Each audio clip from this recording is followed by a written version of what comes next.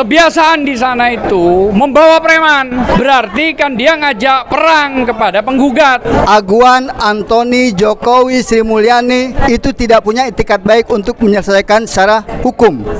Karena dalam PSN, dalam PIK 2, ini 3 jenderal yang terlibat. Jokowi efek, dan memang Indonesia menjadi gelap. Indonesia memang tidak lagi berdaulat. Kita akan menjadikan Indonesia cerah dengan diadilinya Jokowi. Kita kecewa pada penyidik Polda yang mengatakan bahwa tidak ditemukan nama Aguan. Iyalah pastilah. Ya, kan yang bergerak di situ korporasi.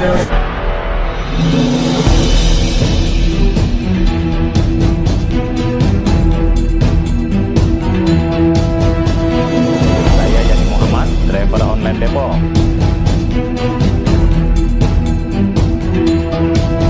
Jadi yang dibangun itu adalah kebohongan. Yang dibangun itu adalah ilustrasi. Jadi bukan fakta, malah dia mencoba untuk mencari tahu kelengkapan prinsipal penggugat. Ini ngawur, saya kasih tahu.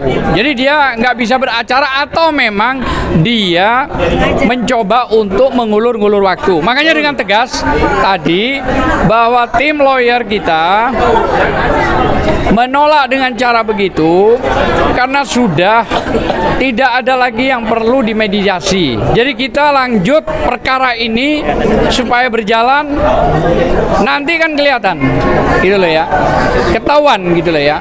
Dan satu hal lagi, kebiasaan di sana itu membawa preman, ya, menabur preman, itu kebiasaan jelek gitu loh ya.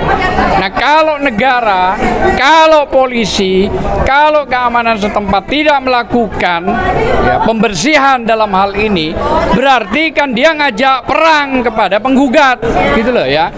Bukan cuman Aguan yang bisa menurunkan, siapapun juga bisa gitu loh. Jadi ini yang penting, bahwa mediasi ini mutlak kemenangan penggugat karena dia tidak bisa menghadirkan kepura-puraannya dia membangun seolah-olah dia bertanya kelengkapan penggugat prinsipal. Padahal itu sudah dari pertama kita lengkap. Saya kira itu aja. Dari mediasi tadi itu terbukti bahwa dari pihak tergugat Aguan Antoni Jokowi Sri Mulyani dan kawan-kawannya itu tidak punya itikat baik untuk menyelesaikan secara hukum. Dari sejak sebelum mediasi, kami dari pihak penggugat itu semua datang, bahkan menyerahkan identitas masing-masing. Dari pihak tergugat yang menyatakan dia sibuk, ya, itu tidak pernah datang.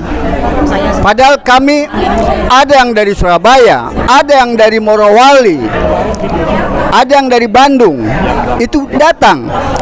Dalam hal ini, tolong Pak Prabowo sebagai presiden, sebagai orang yang kami harapkan untuk bisa memberikan keadilan, tolong berani bertindak tegas secara hukum. Saya termasuk kawan yang tadi itu adalah pembela Bapak sebagai capres waktu itu 2019. Kami sebagai salah satu tim penasihat hukumnya.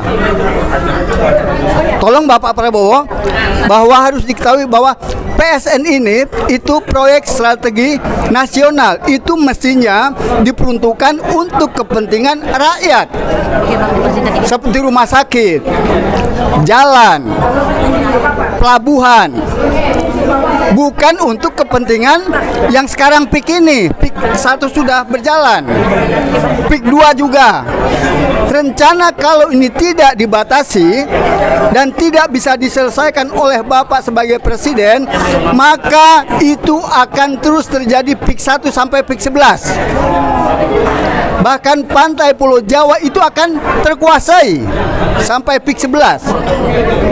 Sekarang aja sudah. Ya, sekarang saja sudah. Dari kopling-kopling. Kasihan rakyat. Sudah dibikin sertifikat. Sudah dikapling, udah disertifikat. Banget ya. Ya. Dan tadi di mediasi tadi yang bikin kacau, yang bikin tidak enak suasana itu adalah apa namanya? Bukan kuasa hukumnya. Preman itu. Preman-premannya. Jadi mohon kepada Bapak Presiden bertindaklah secara tegas karena dalam PSN, dalam PIK 2 ini 3 jenderal yang terlibat. Saya nggak usah sebutkan, pasti Bapak Presiden Prabowo pasti tahu tuh siapa 3 jenderal itu yang terlibat di dalamnya sebagai Dewan Komisaris atau sebagai anggota komisaris. Assalamualaikum warahmatullahi wabarakatuh. Ini adalah mediasi kami yang ketiga ya dengan tergugat. Dan apa yang terjadi? Kembali kita dipertontonkan dengan kearoganan mereka yang serasa hukum adalah milik mereka. Inilah yang bisa kita bilang adalah Jokowi efek, dan memang Indonesia menjadi gelap karena ketidakpastian masalah hukum.